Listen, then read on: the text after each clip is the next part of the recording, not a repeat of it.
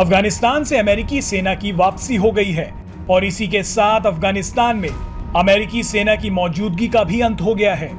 अमेरिकी सेना के आखिरी विमान के उड़ान भरने के साथ ही तालिबान ने काबुल के हामिद करजई इंटरनेशनल एयरपोर्ट को अपने नियंत्रण में ले लिया। अमेरिका के जाते ही तालिबान के नेता काबुल एयरपोर्ट के रनवे पर भी पहुंच गए।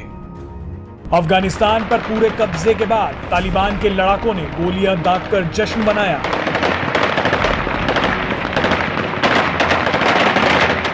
काबुल की सड़कों पर जश्न मनाते हुए, आतिशबाजी करते हुए तालिबान की तस्वीरें और वीडियो सोशल मीडिया पर मौजूद हैं। तालिबान तो जश्न मना रहा है, लेकिन सबसे खतरनाक आतंकी संगठनों में से एक अल-कायदा की खुशी का भी ठिकाना नहीं है। आतंकी संगठन अल-कायदा ने तालिबान को अफगानिस्तान पर कब्जा करने और अमेरिका को वापस भेजने के लिए बधाई दी है। आपको याद होगा कि अल-कायदा वही आतंकी संगठन है जिसने अमेरिका में 9 सितंबर को सबसे बड़ा आतंकी हमला किया था और जिसे खत्म करने के लिए अमेरिका ने अफगानिस्तान की धरती में घुसपैठ की थी। तालिबान को बधाई संदेश भेजने के बाद अल-कायदा ने कश्मीर का मसला भी उठा दिया। अल-कायदा ने कहा कि इस्लामिक दुश्मनों के हाथों से सोमालिया, यमन और कश्मीर को आजाद कराने की शक्ति दे। अमेरिकी सेना के अफगानिस्तान छोड़ने के कुछ वक्त बाद ही अल-कायदा ने एक बयान जारी किया था जिसमें तालिबान के लिए कसीदे पढ़े गए। खतरे की बात तो यह है कि अल-कायदा ने अपने बयान में कश्मीर का भी जिक्र किया। अल-कायदा के कश्मीर वाले बयान से आतंकवादियों का प्ले स्कूल यानी पाकिस्तान बहुत खुश होगा। अल-कायदा के अलावा जैश-ए-मोहम्मद और अन्य आतंकी संगठनों ने भी तालिबान को अमेरिका पर जीत की बधाई दी है।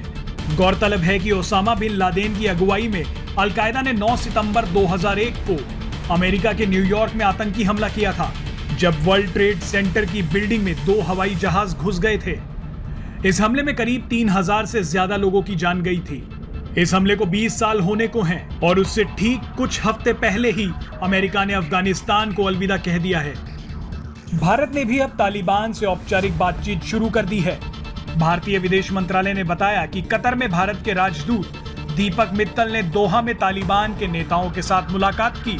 भारतीय राजदूत ने भारत की चिंता को भी तालिबान के सामने रखा। भारत ने कहा कि अफगानिस्तान की जमीन का इस्तेमाल भारत विरोधी गतिविधियों और किसी भी रूप में आतंकवाद के लिए नहीं होना चाहिए। तालिबान के प्रतिनिधि ने भी भारत के राजदूत को आश्वस्त किया कि भारत की सभी चिंताओं पर ध्यान दिया जाएगा।